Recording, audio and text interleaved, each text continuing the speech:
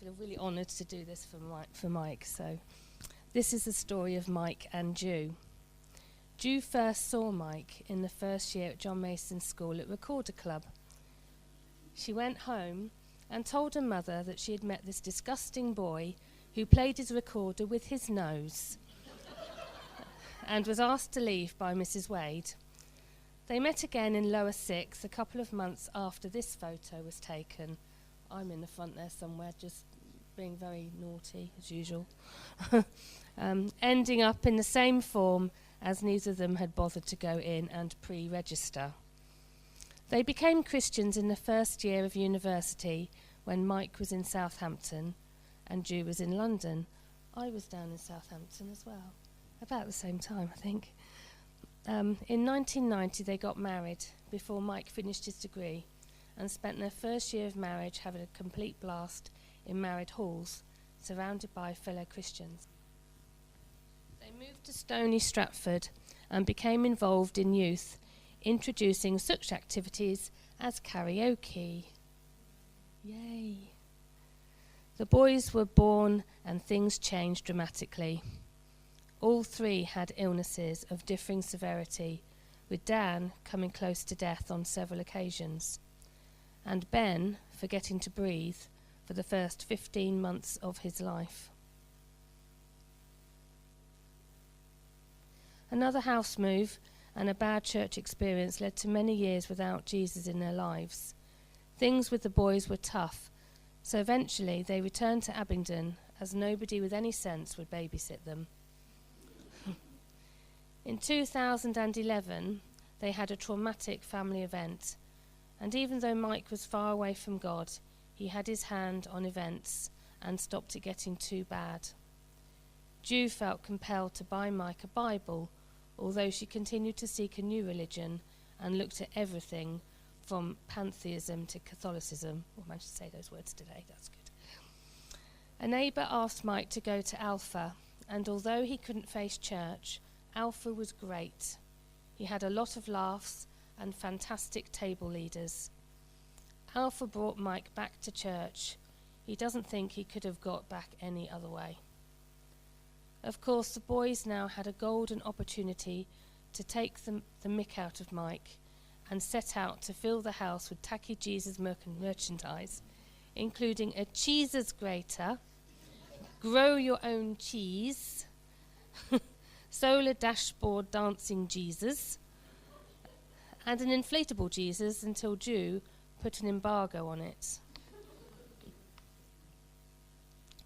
Mike didn't let them get him down and began a campaign of prayer, randomly accosting friends, second-hand car dealers, kayaking club members and shop staff, and praying for healing. Mike began to seriously look at healing and trained to do healing on the streets and street pastoring. He started leading the Christchurch ministry team. Everything pointed towards him being involved in healing in a big way. He bought loads of books and actually read them. Wow.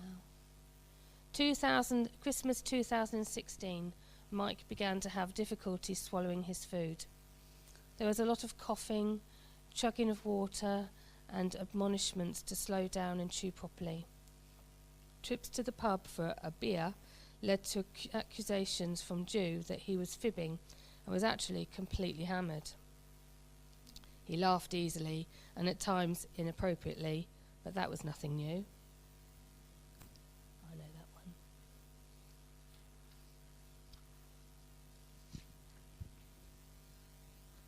On their way to a short break, Mike quietly said, "Sometimes I have trouble getting my words out."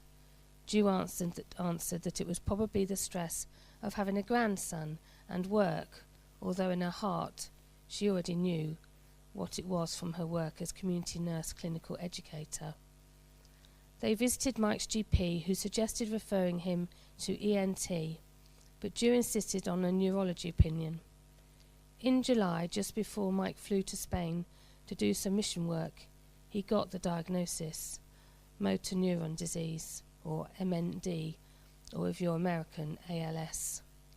Right, motor neuron disease is a progressive neurological condition that attacks the motor neurons or nerves in the brain and spinal cord. This means messages gradually stop reaching the muscles, which leads to weakness and wasting. MND can affect how you walk, talk, eat, drink, and breathe. Mike's diagnosis is bulbar onset, so it begins at the top of the spine, affecting swallowing and speech first, before moving on to the arms and finally lungs. Life expectancy is just 2 years from the onset of symptoms. Ju had been away from Christchurch for 16 years while she'd been on a spiritual quest through the various ologies and faiths. But now Mike wasn't safe around cake. She knew he couldn't go to church on his own anymore. So Ju decided to go with him and fake it to make him happy. But God had other plans, and as soon as she walked through the doors, Ju felt as though she had come home. All her doubts evaporated, and the conviction she craved for so many years settled on her heart. They decided they were going to Bethel, and between them planned a trip to California in little under 6 weeks. It was such a massive encouragement, and something Mike had wanted to do for a very long time. They began a tour of healing rooms, which planted the seed to start one here in Abingdon. There are none in the local area currently. They both felt God telling them this was what they had to do. In August, at church began a prayer group for Mike's healing, meeting every other Friday for worship, prayer, and Bible study. A byproduct of this was that Ju's shorter leg grew out and all the pain in my hip stopped completely. After a few days of tripping up as my legs were now the same length, I accepted that I had received my own minor miracle. But where was Mike's healing? That was Ju talking, wasn't it? I just figured that one out. So it takes time for my brain to catch up. They are going through the grieving process, but through it all, they have a deep and grounded joy in life, and an unshakable faith, which has surprised them. They're doing much better than they thought they would. Something like this forces you to work things through. Things you thought you understood, you look at again. Just a slurp of water, sorry.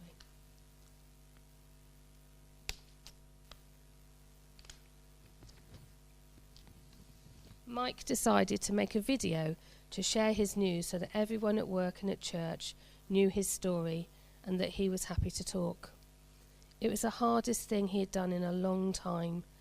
There followed a few weeks of extended coffee breaks and surprisingly a lot of laughter. Mike launched his blog, Plan A, all the way, which was much more fun than they had imagined it would be. Mike would love it if you would follow him at planablog.blog. Progress of the illness feels slow for Mike. At times, apart from the fatigue, he doesn't feel ill. For Ju, it's been a little harder. And the grieving process happens again in a shortened form for each loss. Eating out, walking into town, buying a riser recliner chair, and stopping driving, all markers of his deterioration. Compared to cancer, where the treatment is awful, MND care is all about making you comfortable and taking care of you. There is no medical cure. They have been humbled by all the love and support they have received. Does God heal? That suddenly works. I don't think it's been working all the time. Yes, not all of the time, but they know he does. They don't know why it doesn't happen every time, but walk in faith and in the belief that Jesus has already done the work. It's just a matter of time until they see it. And while they wait, they're going to have as much fun as possible.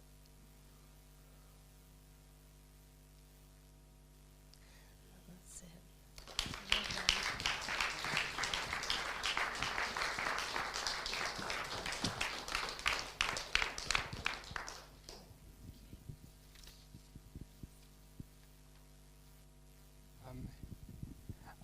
Much voice.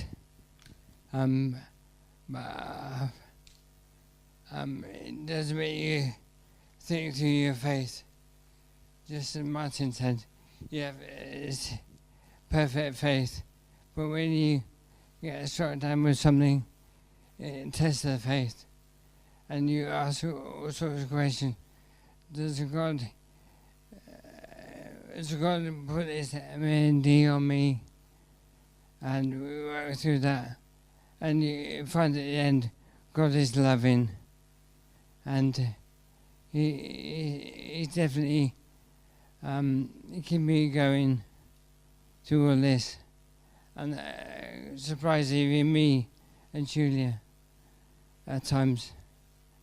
So yeah, sorry I couldn't do speaking, but voice is rubbish. They give me a little gadget soon, but that's quite a big step.